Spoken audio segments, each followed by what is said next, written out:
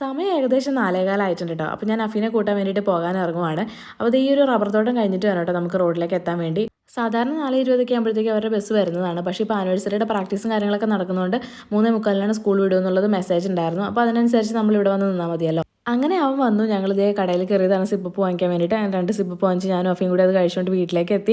അപ്പോൾ സാധാരണ അഫീനെ കാണുമ്പോഴത്തേക്കും അല്ലെങ്കിൽ അഫി ഇങ്ങനെ വരുന്നത് കാണുമ്പോഴത്തേക്കും മോൾക്ക് ഭയങ്കര സന്തോഷം, കളിയും ചിരിയും ബഹളമൊക്കെയാണ്. പക്ഷേ ഇന്ന് ഉറക്കം കഴിഞ്ഞ് എഴുന്നേറ്റിരിക്കുന്നത് കൊണ്ട് വലിയ മൂടൊന്നും ഇല്ല കേട്ടോ. അങ്ങനെ പിന്നെ നമ്മൾ അടുക്കളയിൽ വന്നു ചായയൊക്കെ വെച്ചു. അങ്ങനെ മുമ്പസ്ത്ത് പോയിരുന്ന് എല്ലാവരും കൂടെ ചായ കുടിക്കാൻ പോവാണ്. അപ്പോഴേക്കും അഫി ആണെങ്കിൽ സൈക്കിൾ ചവിട്ടാൻ പോകാമെന്ന് പറഞ്ഞ് പോയി. പിന്നെ അവനെ നിർബന്ധിച്ച് കൊണ്ടുവന്ന് ചായയൊക്കെ കൊടുത്ത് പിന്നെ നമുക്കിന്ന് കുറച്ച് ചക്ക കിട്ടിയിട്ടുണ്ടായിരുന്നേ. അപ്പം കുറച്ചെന്ന് പറഞ്ഞാൽ ഈ ഒരു കുക്കറിൽ വേവിക്കാനുള്ളതേ ഉണ്ടായിരുന്നുള്ളൂ.